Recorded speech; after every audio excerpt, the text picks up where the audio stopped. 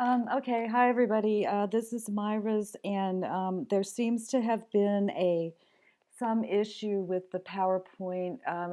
When I downloaded it, um, I got a message that there was some content that needed to be repaired or omitted or something. So unfortunately, I don't have the text that you provided for this, and I'm going to have to ask that you just give that to me as a Word document or something. And I'm not going to count off or anything like that for it not working, but just for time reasons, I'm going to have to go ahead and critique without it. So without let's see if what our feedback is on this is it anywhere near being in line with what your intent was. Okay, so I already see some things in this one that I really like.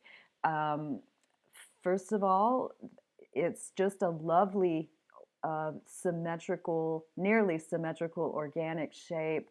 Um, the interesting composition. It's not perfect. I think that it's the kind of thing that it could be just a little bit moved one way or the other, but it's pretty close. And I've really liked the focal point. The thing that is so interesting about this is that you've got the shadows, and not only do you have shadows hitting the surface, you have translucent leaves that are letting shadows come through. This is one of the things that's really fun about photography is, when you really start paying attention to what light does.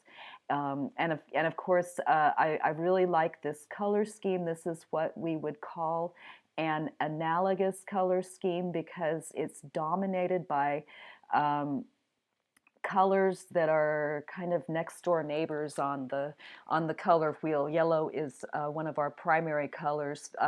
Green is a secondary color, which is a mixture of yellow and blue. So, when you put green and yellow together, they're considered analogous, because you have to have yellow to make green.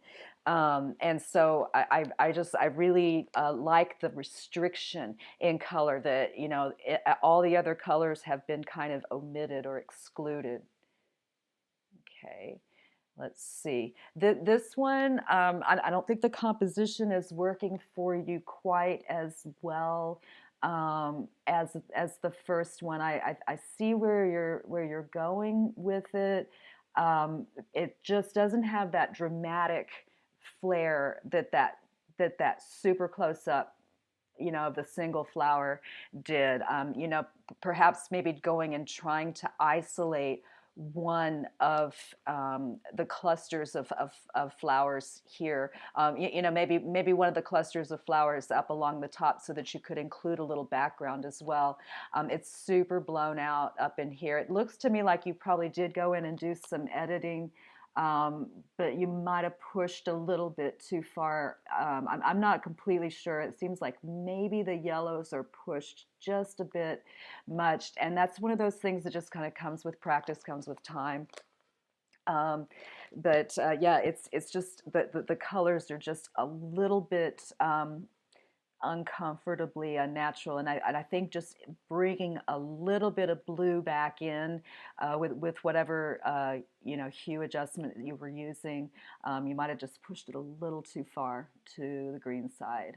Okay, this one very nice. Okay, so I think that just already in looking at the first three, I believe that the strength is really zeroing in on something up close. And when you exclude that much of the environment around it, it becomes very mysterious. It becomes almost like another world. This is really nice.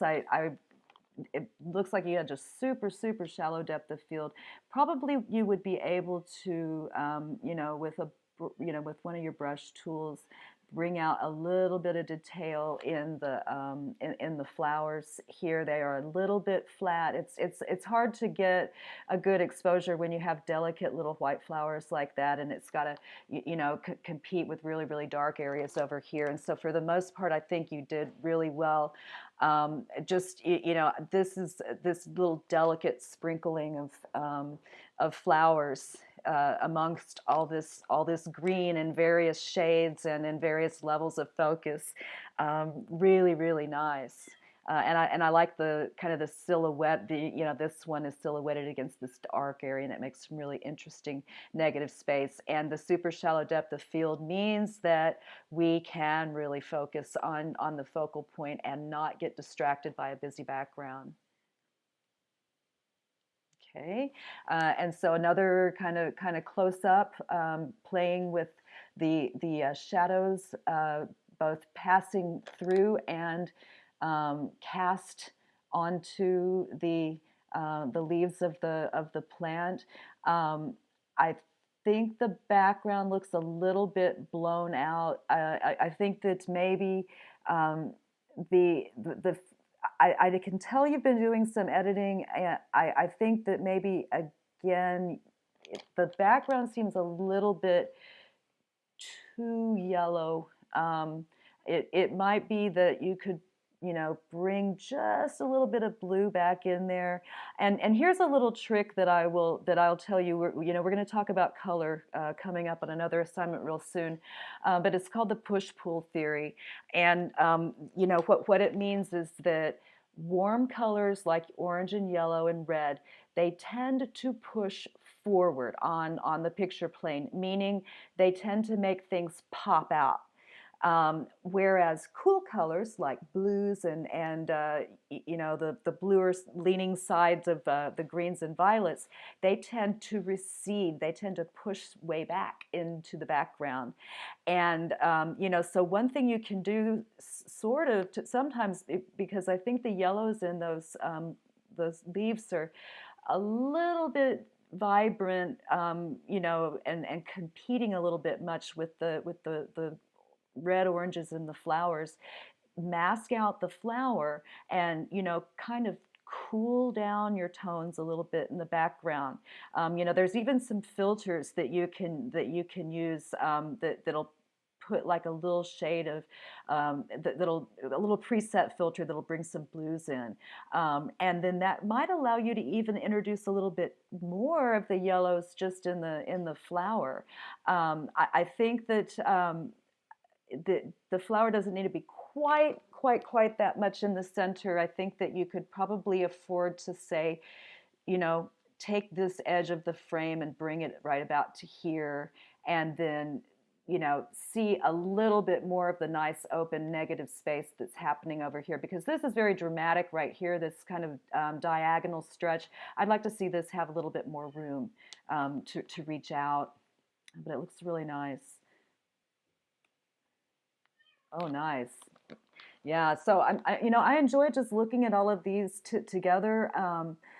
One seems to prepare my eyes for the next one. It seems like you were, very careful about what colors you kept, or just didn't keep, but looked for, I suppose.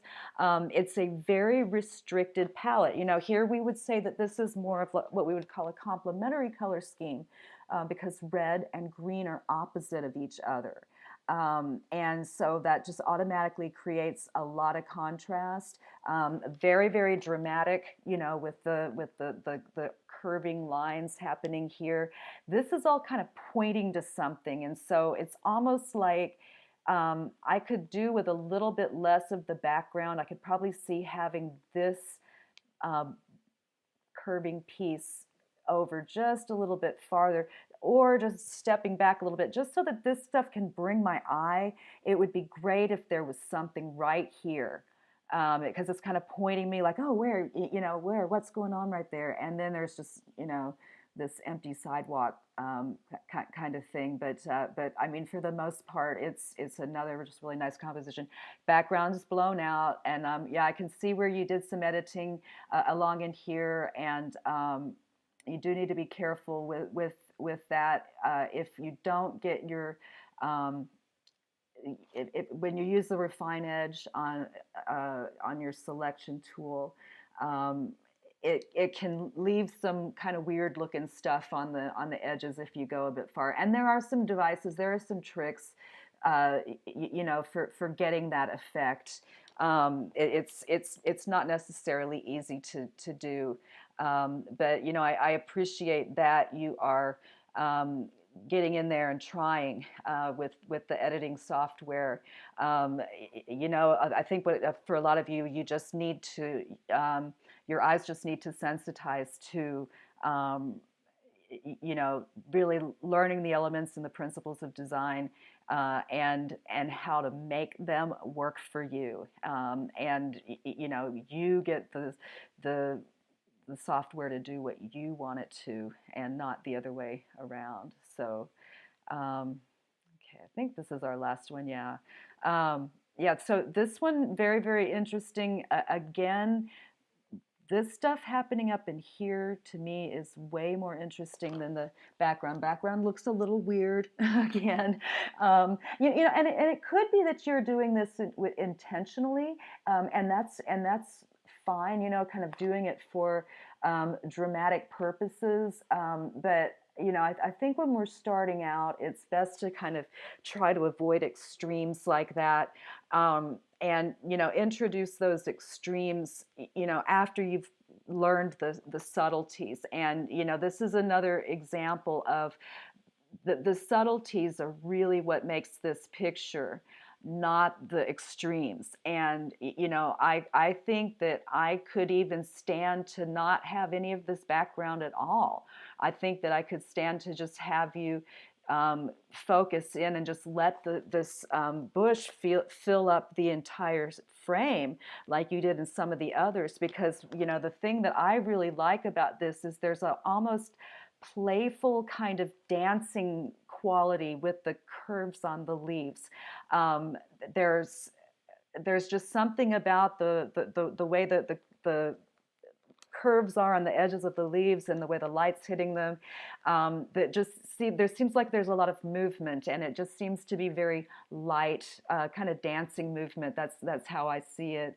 So this one, I think on all of these you have gotten off to a great start. I don't think that that any of them are completely ready to like say print and hang or anything like that, but you're close. And I think it's just kind of a matter of getting a little bit more confident with that editing software. But you really are learning what to look for, and you're right in seeing the interest in the way the light passes through the leaves and casts these interesting shadows and all of this. So I think your best ones are definitely the ones where you're focusing on something up close. So I would encourage more. Okay, so we can't read your conclusion, but thank you, and nice work.